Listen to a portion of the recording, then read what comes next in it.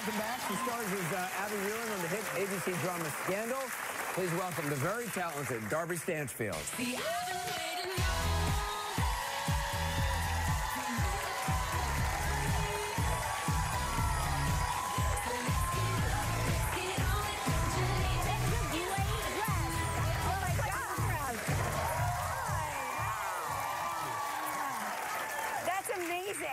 That's like what my dress wants to be when it grows up. I know, you two look related. Oh my gosh, Yes. that is the nicest thing, and yet the most insulting thing you've ever said to a guest of ours. Oh, no, hold on.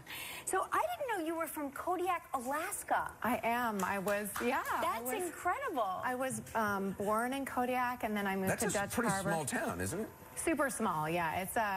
It's pretty much a fishing town, and moved to Dutch Harbor when I was 7, which is an even smaller Is that on the fishing Aleutian town. Islands? It is. It's where the deadliest catch That's what I was is going to say. filmed. The And your dad was a fisherman. For 20 years, yes, a commercial fisherman, yeah. King crab? King crab, yes. And back then, they grew this big. Oh my God. So how does somebody from the Aleutian Islands decide, you know what, I'm going to be an actress and become an actress? You know, there was a moment for me. It was in 5th grade. We did. Our class put on Sleeping Beauty for the rest of the elementary classes, and I got to play the Wicked Witch, which is like the juiciest role. By the way, I read the reviews of your performance. Did you? People said I didn't read the reviews. I don't read the reviews. Did I do okay? No, people said it was extraordinary. Yeah, okay. Not just Aleutian Island extraordinary, but, you know. Mainland extraordinary. Okay. Yes. Good. Glad to hear.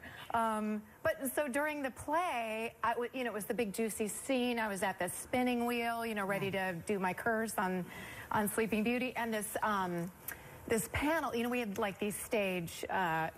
Panels like with a scenery, like a castle painted on it, and it came crashing down and it hit me in the head, knocked off my witch hat. Oh no! And I was so into it, I did. The show must go on. I just pushed it off, and I just kept going, and that I knew then. That was the moment.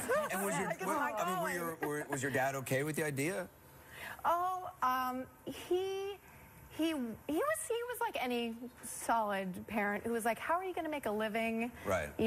Being an artist, being an actor, it's not an easy job. Most actors are unemployed. Listen, when a king crab fisherman is telling you that something's not an easy job, yes, he probably is. Yes, right. One of the most dangerous, deadliest jobs in the world.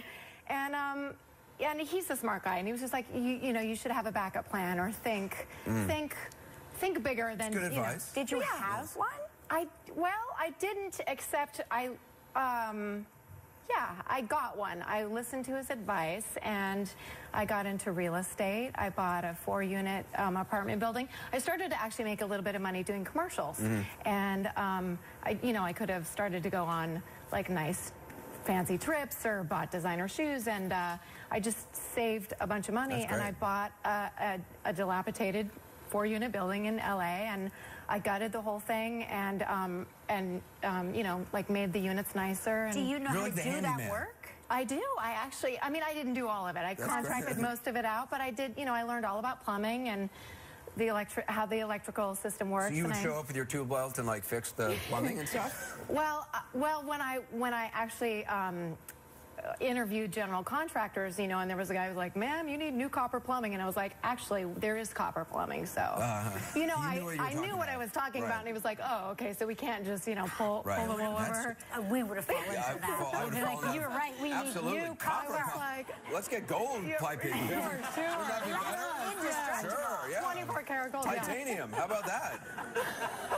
That sounds good. But I did teach myself how to tile. Really? So I tiled one of the units, the one I lived in for a little while. The bathroom, the showers, the floors, the kitchen. Nice. Only I didn't realize that you were supposed to wear gloves with the grout, and I lost an entire layer of skin. So I decided to, have other people do the other 3 units. Yeah. But I hate that about grout. I know. My hands are still. Every time he goes grouting, I'm like, don't forget your safety gloves. I know, yeah. It's hard to pull the grouts out of the sand when you're fishing. Anyway, we got to take a break, I think. Yeah? We have to take a break. Yeah, we're going to take a short break. We're going to have more. We're going to find out the latest from Scandal when we come back. Is this about the election? Yes. It's an election. It's rough and tumble. It's brutal. You know this. It's not like that. Besides, you shouldn't be talking about this with me anyway, because we're not exactly on the same side of things here. We're on the same side of our friend, aren't we? I'm not talking about a tough campaign, hardball tactics. I am talking about our friend crossing a line. I am talking about replacing the white hat with a black skull cap. You know the kind of thing I'm talking about?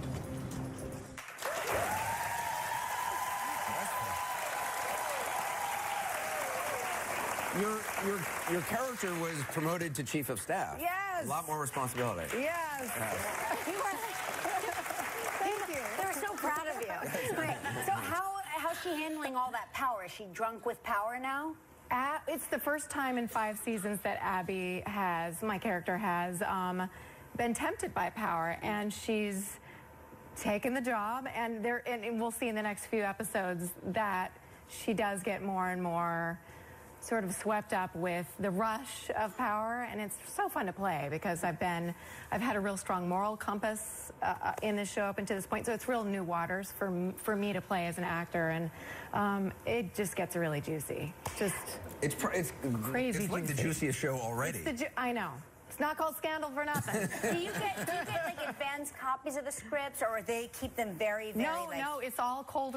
We do these table reads at the beginning of every episode. That's where the whole cast gets around. The whole cast, producers, writers, Shonda, and we all sit in a circle at these tables, and we read. We literally get the script, and it's usually hot off the press. I mean, literally, physically hot, because they've just been writing up until the last minute, and then we do this read, and you know.